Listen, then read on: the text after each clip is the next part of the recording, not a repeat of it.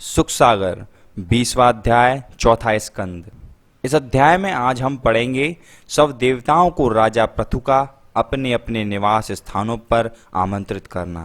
लेकिन उससे पहले अगर आप चैनल पर नए हैं तो चैनल को सब्सक्राइब करें और नोटिफिकेशन बेल दबाने के बाद ऑल पर क्लिक करें ताकि आने वाले हर अध्याय को आप सुनिश्चित होकर सुन सकें। और इस अध्याय को लाइक करें और कम से कम 10 लोगों को शेयर करें। तो चलिए इस अध्याय को आरंभ करते हैं। श्री सुखदेव जी कहने लगे, हे परीक्षित, राजा पृथु द्वारा प्रार्थना किए जाने पर श्री नारायण जी ने प्रसन्न होकर कहा। हे परीक्षित, राजा पृथु द्वारा प्रार्थना किए जाने पर श्री नारायण जी ने प्रसन्न होकर कहा, हे राजन, तुम्हारे सभी यज्ञ संपूर्ण हुए, हमें इससे बड़ी प्रसन्नता है। तुम हमसे कुछ वरदान मांग लो। तुमने इंद्र का अपराध क्षमा कर दिया है, अतः उससे किसी तरह का द्वेष मत रखना। द्वेष चाहे किसी से भी क्यों ना हो, वह बुरा ही होता है। इसलिए तुम उस ओर न जाकर अपनी प्रजा का धर्म पूर्वक पालन करो। सनकादिक ऋषि आकर तुम्हें ज्ञानोपदेश देंगे।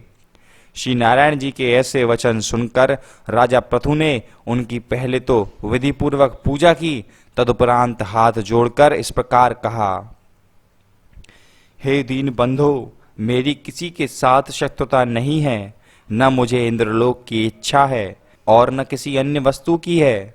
मैं तो केवल यही चाहता हूँ कि मेरे हृदय में आपके चरणों के प्रति भक्ति बनी रहे, क्योंकि आप अपने भक्तों पर श्री लक्ष्मी जी से भी अधिक स्नेह रखते हैं। जिस मनुष्य ने आपकी भक्ति के सुख को प्राप्त कर लिया है, वह फिर संसारी माया जाल में नहीं फंसता है। इसलिए मुझे आपके चरणों की भक्ति और स्नेह की आवश्यकता है।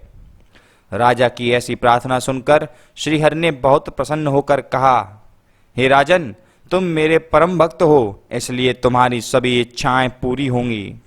इस तरह वरदान देकर जब श्री नारायण जी बैकुंठ धाम को चले गए, तब राजा ने भी यज्ञ को संपूर्ण कर ऋषि मुनि और ब्राह्मणों को दान दक्षिणा देकर विदा कर दिया।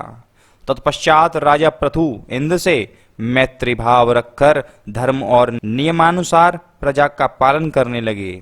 उनके राज्य में सभी छोटे बड़े जीव आनंद पूर्वक अपना जीवन व्यापन करने लगे।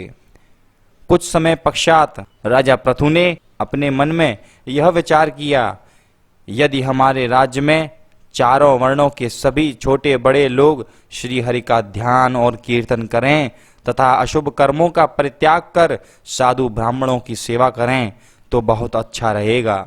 ऐसा निश्चय कर उन्होंने सातों द्वीपों के राजाओं, ऋषि मुनियों, महात्माओं, ब्राह्मणों और चारों वर्णों के मनुष्यों को निमंत्रण भेजकर अपने यहाँ बुलवाया।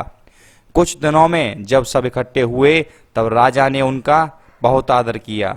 और इस प्रकार यहाँ पर 20वां अध्याय समाप्त होता है। लेकिन अगर आपने अभी तक सुख सागर के बाकी के अध्याय नहीं सुने हैं तो उन सभी अध्यायों की प्लेलिस्ट का लिंक डिस्क्रिप्शन में दिया गया है, जहां से जाकर आप देख सकते हैं। साथ ही साथ आप नारी अंक कल्याण, एकादशी महात्म्य और गोगाजी महापुराण के अध्यायों को भी सुन सकते हैं। उन सभी के लिंक डिस्क्रिप्शन में ही दिए गए हैं, वहां से जाकर आप देख सकते हैं।